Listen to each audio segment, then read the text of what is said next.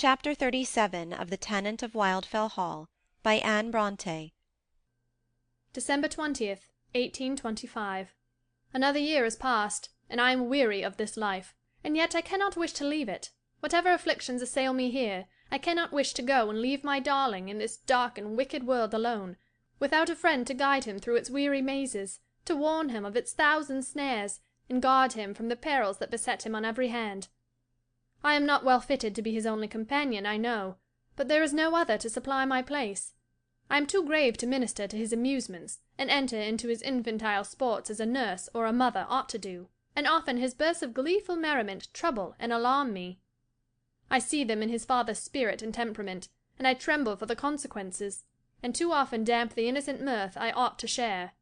That father, on the contrary, has no weight of sadness on his mind, is troubled with no fears, no scruples concerning his son's future welfare, and at evenings especially, the times when the child sees him the most and the oftenest, he is always particularly jocund and open-hearted, ready to laugh and to jest with anything or anybody but me, and I am particularly silent and sad. Therefore, of course, the child dotes upon his seemingly joyous, amusing, ever indulgent papa, and will at any time gladly exchange my company for his. This disturbs me greatly, not so much for the sake of my son's affection, though I do prize that highly, and though I feel it is my right, and know I have done much to earn it, as for that influence over him which, for his own advantage, I would strive to purchase and retain, and which for very spite his father delights to rob me of, and, from motives of mere idle egotism, is pleased to win to himself, making no use of it but to torment me and ruin the child. My only consolation is, that he spends comparatively little of his time at home, and during the months he passes in London or elsewhere, I have a chance of recovering the ground I had lost, and overcoming with good the evil he has wrought by his wilful mismanagement. But then it is a bitter trial to behold him, on his return, doing his utmost to subvert my labours, and transform my innocent, affectionate, tractable darling into a selfish, disobedient, and mischievous boy, thereby preparing the soil for those vices he has so successfully cultivated in his own perverted nature. Happily, there were none of Arthur's friends invited to Gravesdale last autumn. He took himself off to visit some of them instead. I wish he would always do so, and I wish his friends were numerous and loving enough to keep him amongst them all the year round. Mr. Hargrave, considerably to my annoyance, did not go with him, but I think I have done with that gentleman at last. For 7 or 8 months he behaved so remarkably well, and managed so skilfully too, that I was almost completely off my guard, and was really beginning to look upon him as a friend, and even to treat him as such, with certain prudent restrictions, which I deemed scarcely necessary, when, presuming upon my unsuspecting kindness, he thought he might venture to overstep the bounds of decent moderation and propriety that had so long restrained him. It was on a pleasant evening at the close of May. I was wandering in the park, and he, on seeing me there as he rode past, made bold to enter and approach me, dismounting and leaving his horse at the gate. This was the first time he had ventured to come within its enclosure since I had been left alone, without the sanction of his mother's or sister's company, or at least the excuse of a message from them. But he managed to appear so calm and easy, so respectful and self-possessed in his friendliness, that though a little surprised, I was neither alarmed nor offended at the unusual liberty, and he walked with me under the ash-trees and by the water-side, and talked, with considerable animation, good taste, and intelligence, on many subjects, before I began to think about getting rid of him.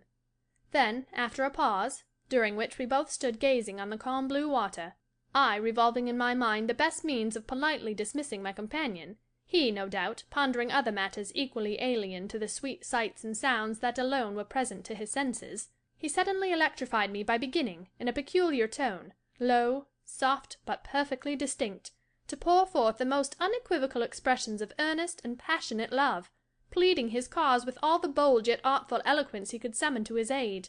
But I cut short his appeal, and repulsed him so determinately, so decidedly, and with such a mixture of scornful indignation, tempered with cool, dispassionate sorrow, and pity for his benighted mind, that he withdrew, astonished, mortified, and discomfited, and a few days after, I heard that he had departed for London.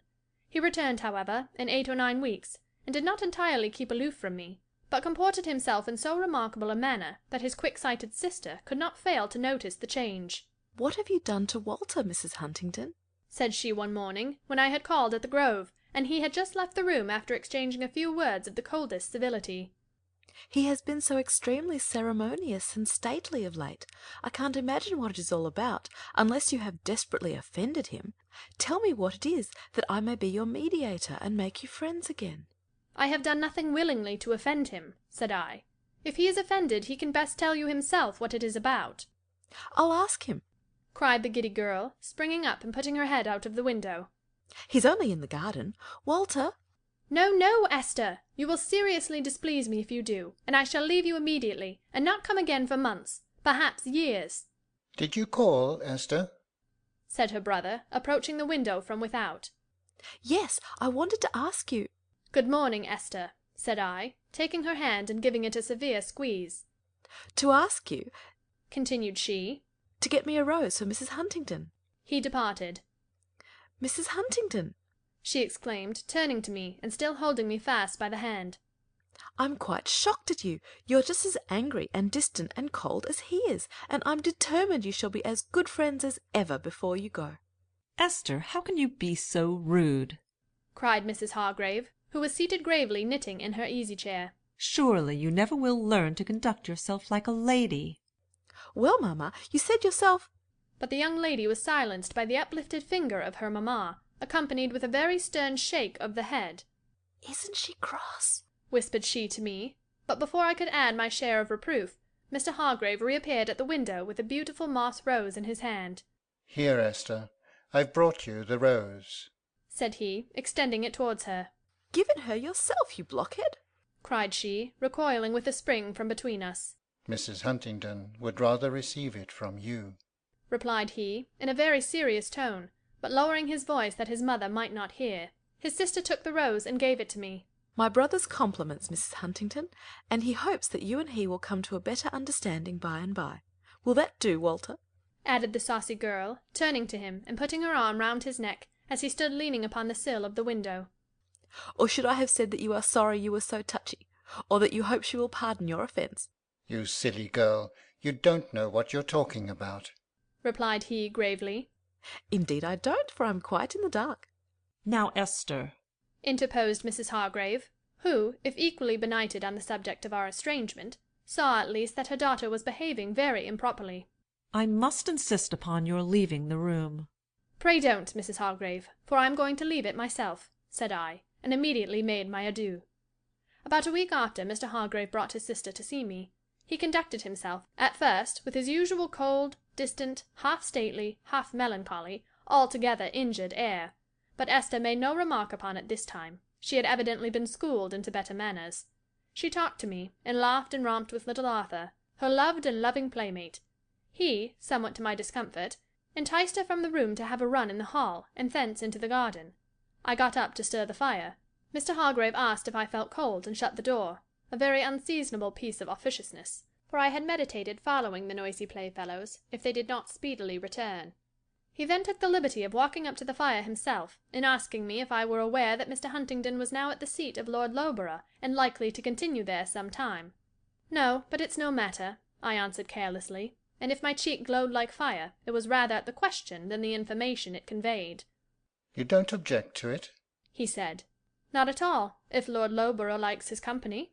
You have no love left for him, then? Not the least. I knew that. I knew you were too high-minded and pure in your own nature to continue to regard one so utterly false and polluted with any feelings but those of indignation and scornful abhorrence. Is he not your friend? said I, turning my eyes from the fire to his face, with perhaps a slight touch of those feelings he assigned to another. He was, replied he, with the same calm gravity as before. But do not wrong me by supposing that I could continue my friendship and esteem to a man who could so infamously, so impiously forsake and injure one so transcendently. Well, I won't speak of it. But tell me, do you never think of revenge? Revenge? No. What good would that do? It would make him no better, and me no happier. I don't know how to talk to you, Mrs. Huntingdon, said he, smiling. You're only half a woman. Your nature must be half human, half angelic. Such goodness overawes me. I don't know what to make of it. Then, sir, I fear you must be very much worse than you should be, if I, a mere ordinary mortal, am, by your own confession, so vastly your superior; and since there exists so little sympathy between us, I think we had better each look out for some more congenial companion. And forthwith moving to the window, I began to look out for my little son and his gay young friend. No, I am the ordinary mortal, I maintain, replied Mr. Hargrave. I will not allow myself to be worse than my fellows. But you, madam, I equally maintain there is nobody like you. But are you happy? He asked in a serious tone.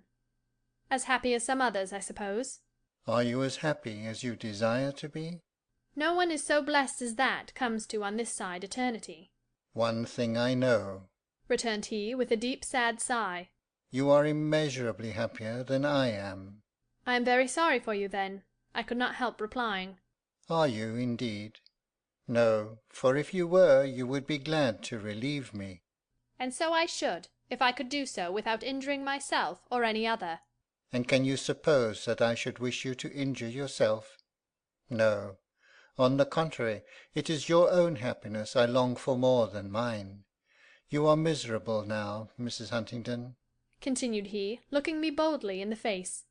You do not complain, but I see, and feel, and know that you are miserable, and must remain so as long as you keep those walls of impenetrable ice about your still warm and palpitating heart. And I am miserable too. Deign to smile on me, and I am happy. Trust me, and you shall be happy also, for if you are a woman, I can make you so, and I will do it in spite of yourself, he muttered between his teeth. And as for others, the question is between ourselves alone.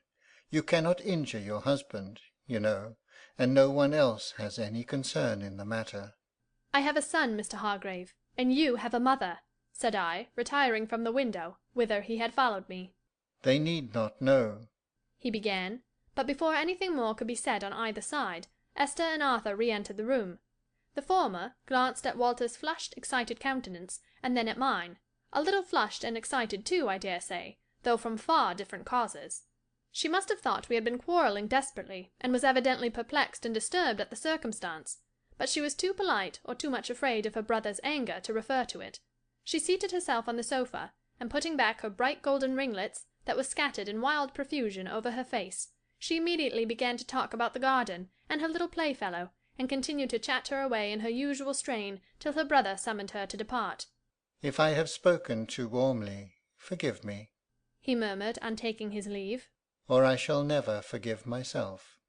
Esther smiled and glanced at me. I merely bowed, and her countenance fell.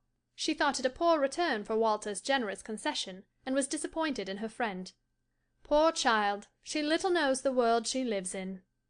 Mr. Hargrave had not an opportunity of meeting me again in private for several weeks after this, but when he did meet me there was less of pride and more of touching melancholy in his manner than before. Oh, how he annoyed me! I was obliged at last almost entirely to remit my visits to the Grove, at the expense of deeply offending Mrs. Hargrave, and seriously afflicting poor Esther, who really values my society, for want of better, and who ought not to suffer for the fault of her brother. But that indefatigable foe was not yet vanquished. He seemed to be always on the watch. I frequently saw him riding lingeringly past the premises, looking searchingly round him as he went. Or, if I did not, Rachel did. That sharp-sighted woman soon guessed how matters stood between us, and descrying the enemy's movements from her elevation at the nursery window, she would give me a quiet intimation if she saw me preparing for a walk when she had reason to believe he was about, or to think it likely that he would meet or overtake me in the way I meant to traverse. I would then defer my ramble, or confine myself for that day to the park and gardens, or, if the proposed excursion was a matter of importance, such as a visit to the sick or afflicted, I would take Rachel with me, and then I was never molested. But one mild sunshiny day, early in November, I had ventured forth alone to visit the village school and a few of the poor tenants, and on my return I was alarmed at the clatter of a horse's feet behind me, approaching at a rapid, steady trot. There was no stile or gap at hand by which I could escape into the fields, so I walked quietly on, saying to myself, "It may not be he after all, and if it is, and if he do annoy me, it shall be for the last time, I am determined, if there be power in words and looks against cool impudence and mawkish sentimentality so inexhaustible as his." The horse soon overtook me, and was reined up close beside me. It was Mr. Hargrave. He greeted me with a smile intended to be soft and melancholy, but his triumphant satisfaction at having caught me at last so shone through that it was quite a failure. After briefly answering his salutation and inquiring after the ladies at the Grove, I turned away and walked on, but he followed and kept his horse at my side. It was evident he intended to be my companion all the way. "Well, I don't much care. If you want another rebuff, take it, and welcome," was my inward remark. "Now, sir, what next?" This question, though unspoken, was not long unanswered. After a few passing observations upon indifferent subjects, he began in solemn tones the following appeal to my humanity. It will be 4 years next April since I first saw you, Mrs. Huntington. You may have forgotten the circumstance, but I never can. I admired you then most deeply, but I dared not love you. In the following autumn I saw so much of your perfections that I could not fail to love you, though I dared not show it. For upwards of 3 years I have endured a perfect martyrdom. From the anguish of suppressed emotions, intense and fruitless longings, silent sorrow, crushed hopes, and trampled affections, I have suffered more than I can tell, or you imagine. And you were the cause of it, and not altogether the innocent cause. My youth is wasting away. My prospects are darkened. My life is a desolate blank. I have no rest day or night. I am become a burden to myself and others, and you might save me by a word, a glance, and will not do it. Is this right? "In the first place, I don't believe you," answered I. "In the second, if you will be such a fool, I can't hinder it." If you affect, replied he earnestly, to regard as folly the best, the strongest, the most godlike impulses of our nature, I don't believe you. I know you are not the heartless, icy being you pretend to be. You had a heart once, and gave it to your husband. When you found him utterly unworthy of the treasure, you reclaimed it. And you will not pretend that you loved that sensual, earthly-minded profligate so deeply, so devotedly, that you can never love another. I know that there are feelings in your nature that have never yet been called forth. I know, too, that in your present neglected, lonely state, you are and must be miserable. You have it in your power to raise 2 human beings from a state of actual suffering to such unspeakable beatitude as only generous, noble, self-forgetting love can give, for you can love me if you will. You may tell me that you scorn and detest me, but since you have set me the example of plain speaking, I will answer that I do not believe you. But you will not do it. You choose rather to leave us miserable, and you coolly tell me it is the will of God that we should remain so. You may call this religion, but I call it wild fanaticism. "There is another life both for you and for me," said I. "If it be the will of God that we should sow in tears now, it is only that we may reap in joy hereafter. It is his will that we should not injure others by the gratification of our own earthly passions. And you have a mother, and sisters, and friends who would be seriously injured by your disgrace. And I too have friends whose peace of mind shall never be sacrificed to my enjoyment, or yours either, with my consent. And if I were alone in the world, I have still my God and my religion, and I would sooner die than disgrace my calling, and break my faith with heaven, to obtain a few brief years of false and fleeting happiness, happiness sure to end in misery even here, for myself or any other." There need be no disgrace, no misery or sacrifice in any quarter, persisted he. I do not ask you to leave your home or defy the world's opinion. But I need not repeat all his arguments. I refuted them to the best of my power, but that power was provokingly small, at the moment, for I was too much flurried with indignation, and even shame, that he should thus dare to address me, to retain sufficient command of thought and language, to enable me adequately to contend against his powerful sophistries. Finding, however, that he could not be silenced by reason, and even covertly exulted in his seeming advantage, and ventured to deride these assertions I had not the coolness to prove, I changed my course, and tried another plan. "Do you really love me?" said I seriously. pausing and looking him calmly in the face. "Do I love you?" cried he. "Truly?" I demanded. His countenance brightened. He thought his triumph was at hand. He commenced a passionate protestation of the truth and fervour of his attachment, which I cut short by another question. "But is it not a selfish love? Have you enough disinterested affection to enable you to sacrifice your own pleasure to mine?" "I would give my life to serve you." "I don't want your life. But have you enough real sympathy for my afflictions to induce you to make an effort to relieve them, at the risk of a little discomfort to yourself?" "Try me and see." "If you have, never mention this subject again. You cannot recur to it in any way without doubling the weight of those sufferings you so feelingly deplore. I have nothing left me but the solace of a good conscience and a hopeful trust in heaven, and you labour continually to rob me of these. If you persist, I must regard you as my deadliest foe." "But hear me a moment." "No, sir. You said you would give your life to serve me. I only ask your silence on one particular point. I have spoken plainly, and what I say, I mean. If you torment me in this way any more, I must conclude that your protestations are entirely false, and that you hate me in your heart as fervently as you profess to love me." He bit his lip, and bent his eyes upon the ground in silence for a while. "Then I must leave you," said he at length, looking steadily upon me, as if with the last hope of detecting some token of irrepressible anguish or dismay awakened by those solemn words. "I must leave you. I cannot live here and be forever silent on the all-absorbing subject of my thoughts and wishes." "Formerly, I believe, you spent but little of your time at home," I answered. "It will do you no harm to absent yourself again, for a while, if that be really necessary." "If that be really possible," he muttered. "And can you bid me go so coolly? Do you really wish it?" "Most certainly I do. If you cannot see me without tormenting me as you have lately done, I would gladly say farewell and never see you more." He made no answer, but bending from his horse, held out his hand towards me. I looked up at his face, and saw therein such a look of genuine agony of soul, that whether bitter disappointment, or wounded pride, or lingering love, or burning wrath were uppermost, I could not hesitate to put my hand in his, as frankly as if I bade a friend farewell. He grasped it very hard, and immediately put spurs to his horse, and galloped away. Very soon after, I learned that he was gone to Paris, where he still is, and the longer he stays there, the better for me. I thank God for this deliverance. End of Chapter 37.